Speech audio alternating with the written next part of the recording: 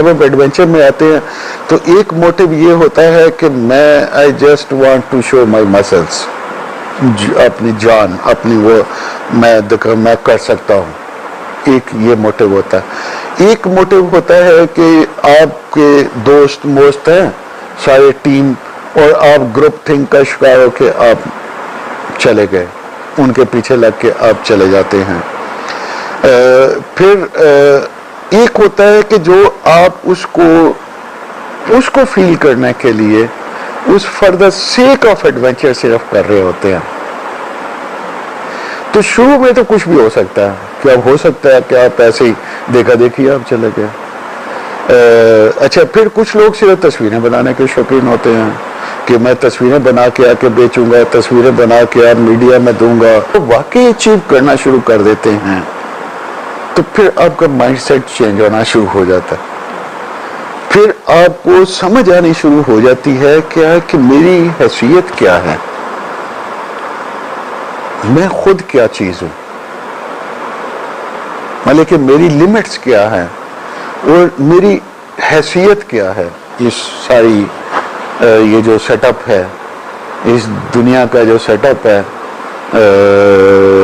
कायनात का, मैं क्या चीज हूं। तकरीबन 97 से मेरे ज़हन में था एवरेस्ट का, लेकिन कोई बात बन नहीं पा रही थी किसी ना किसी तरीके से, और करते करते 2016 आ गया।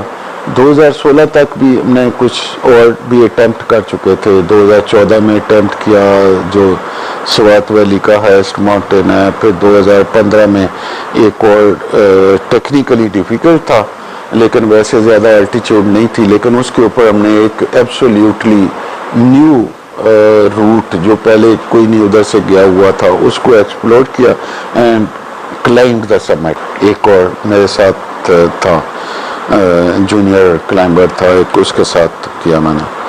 तो 16 में फिर मैंने एक दिन बस किसी के साथ बातचीत हुई, फोन के ऊपर बात हो रही थी तो एवरेस्ट का जिक्र चला, तो बस वहीं बैठे बैठे मैंने फैसला कर लिया कि अब एवरेस्ट करनी है। और वहीं पे उसी वक्त ही मैंने तय कर लिया कि 2017 की जो स्प्रिंग सीजन होता है, 2 सीजन होते हैं, प्री मानसून और पोस्ट मानसून, जो हिमालयास के हैं।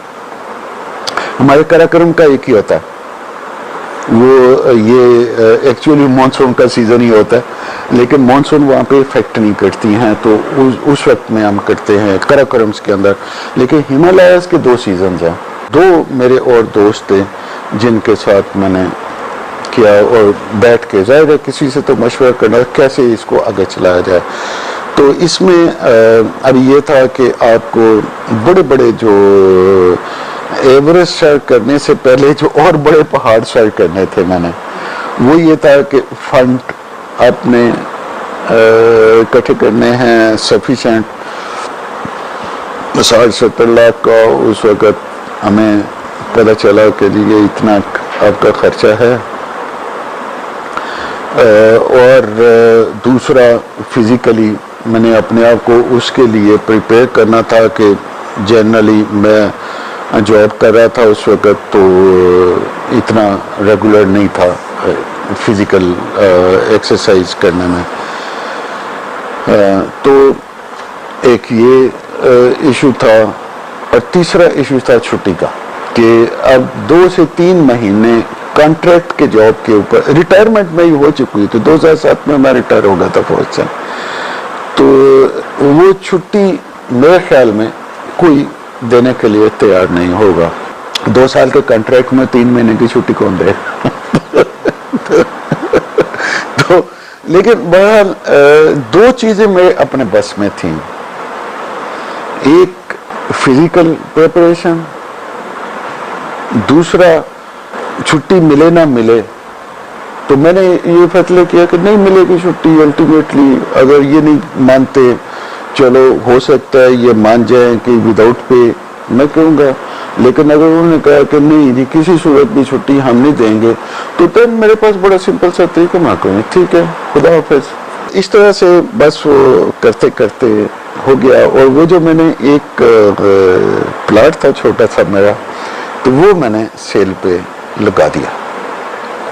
اور لیکن وہ جب تک کرتے کرتے اس کی میں نے ایک ڈیڈ لائن رکھی ہوئی تھی کہ اس تک اگر نہیں ہوتا تو پھر میں نے اس کو بتایا ہوا تھا دین سیل اٹ, جتنے میں بھی بکتا ہے. وہ وہاں تک جب ہم پہنچے تو مجھے پتہ چلا کہ میں نے کوشش کر کے کوئی 1 ملین تک وہ جمع کر لیا ہوا اوور اے ایئر, اپنے خرچے کٹ ڈاؤن کر کے ادھر ادھر کے سارے ایڈونچر ہم کرنا. ہر ہفتے میرا کام ہوتا تھا جانا, 2-4 ہزار روپیہ گلائڈنگ کے لیے ادھر جا رہے ہیں, وہ میں نے بند کیا, گھومنا پھرنا بند کیا. تو اس سے کرتے کرتے میں نے 1 ملین تو وہ جمع کر لیا. اور کوئی اتنا بیگم کے پاس تھا میرے کے پاس, تو اس نے مجھے دے دیا. ویسے گھر والوں کو راضی کرنا مشکل ہوتا ہے کام, لیکن بڑا اب بیگم میری راضی ہو گئی کہ تو یہ ہے کہ نہ بھی راضی ہو, اس کو پتا کہ نہ بھی ہوا اس نے تو جانا ہی جانا ہے, تو خوشی خوشی آپ بھجوا دو تو اچھی بات ہے. تو وہ 2 ملین وہ کیش اسی وقت تھی. اور اس سے پہلے جو پریپریشن کے اوپر جو خرچے تھے وہ آپ دیکھ لیں, 2.5-3 ملین کا وہ تھا کہ ہم نے خود کیا, اور 4 ملین اسپانسرڈ. تو یہ بھی ہو گیا. فزیکل پریپریشن کا یہ تھا کہ اب میں نے جاب بھی کرنی ہوتی تھی.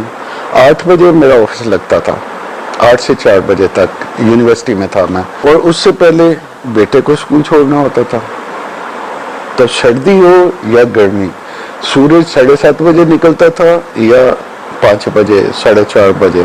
میں نے جب شروع کیا تو میں ارلی مارننگ 4 بجے 3:30-4 بجے میرا کام تھا. میں اٹھتا تھا, میں گراؤنڈ میں چلا جاتا تھا, وہاں پہ ایکسرسائز کرا کے 1-1.5 گھنٹہ, اور اس کے بعد میں پھر گھر آ کے تیار ہو کے بیٹے کو چھوڑنا, پھر آفس جانا, اور پھر آفس کا بھی کام کرنا. اور پھر جو 2 دن ویکینڈز ہوتے تھے اس پہ اندر میں رکھا ہوا تھا 2 دن میں نے 1 دن running, long running for hours without stop, اور 1 دن جو آپ ویٹ سوچ سکیں ایک عام آدمی اس سے تھوڑا سا زیادہ ہی ہوگا کہ جو کیری کرتے ہیں. میرا 25 kg میں اٹھاتا تھا ویٹ, 24 بیس لائن اور پلس کھانا پینا پانی اپنا اس کے اوپر رکھ کے, تو 25 پلس ہی ہو جاتا تھا. اور نیچے اترنا اسی سیم ویٹ کو لے کے یہاں تک میں نے کر لیا ہوا تھا. دس آئی تھاٹ دس از, یہ میرا ٹارگیٹ تھا کہ اگر میں نے یہ کر لیا تو سمٹ ہو جائے گی, کوئی مسئلہ نہیں ہوگا. اپریل میں پہلے ہفتے میں آئی وینٹ فار نیپال.